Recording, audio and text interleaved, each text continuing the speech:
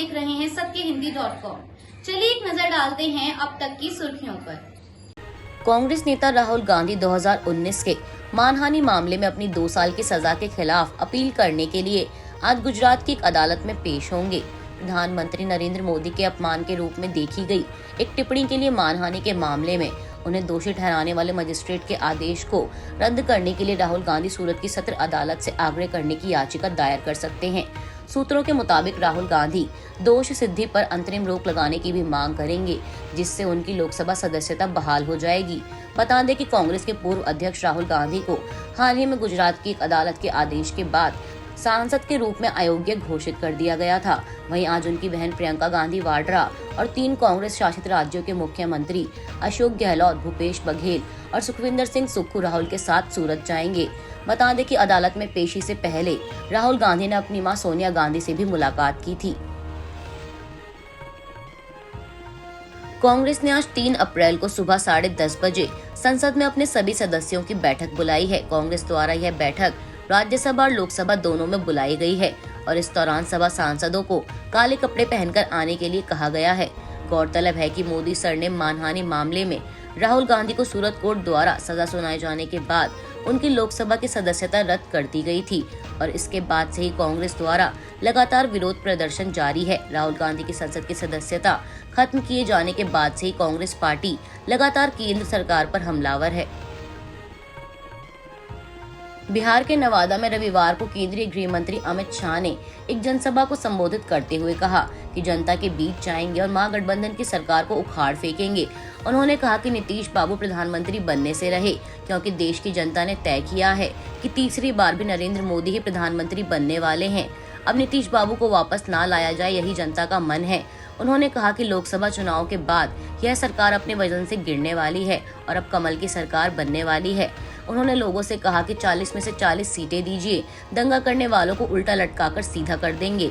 अमित शाह ने कहा कि बिहार की जनता ने यह तय कर लिया है कि सभी 40 लोकसभा सीटों पर मोदी जी का कमल खिलेगा। अगर किसी को कोई संदेह है कि चुनाव परिणामों के बाद बीजेपी जेडीयू को फिर से एनडीए में ले जाएगी, तो मैं ये स्पष्ट करना चाहता हूँ कि बीजेपी के दरवाजे उनके लिए हमेशा के लिए बंद हो गए हैं।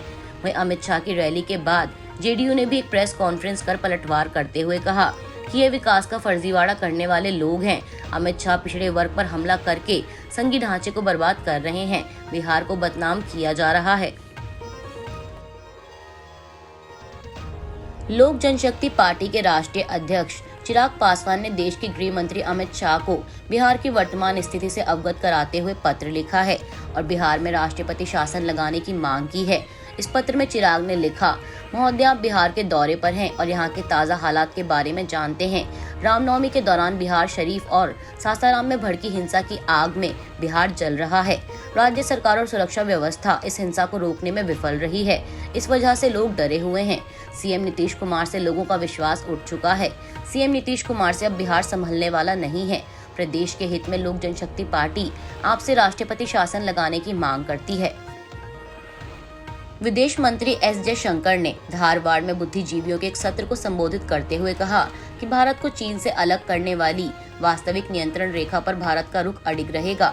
बता दें, धारवाड़ में रविवार को भाजपा महानगर इकाई की ओर से एक कार्यक्रम का आयोजन किया गया था।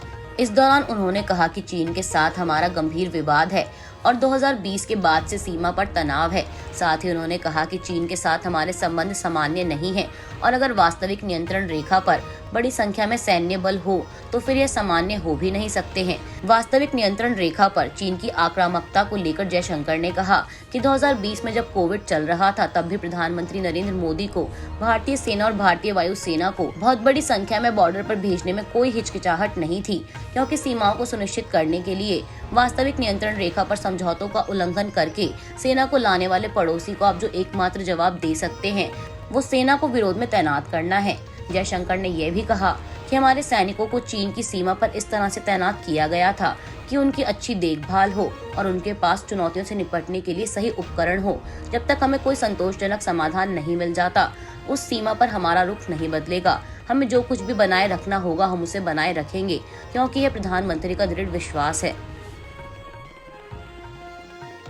असम के मुख्यमंत्री हेमंत बिस्वा शर्मा ने दिल्ली के सीएम अरविंद केजरीवाल के एक बयान पर पलटवार करते हुए कहा कि हम लोग अतिथि को भगवान समझते हैं, लेकिन जब औरंगजेब असम आया था तो उसे अतिथि की तरह सम्मान नहीं दिया गया था।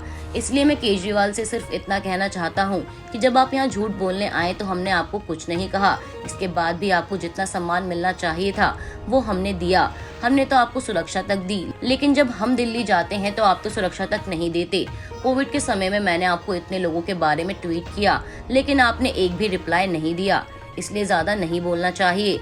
हमको हमारे हिसाब से चलने दीजिए। आज असम विकास की तरफ जा रहा है और हमें कोई आम नहीं चाहिए। हम खास बनकर ही विकास करेंगे। हमारे असम के लोग आम नहीं है, हमारे असम के लोग खास आदमी हैं और पूरे देश को एक दिन हम लोग शिक्षा, संस्कृति और खेल से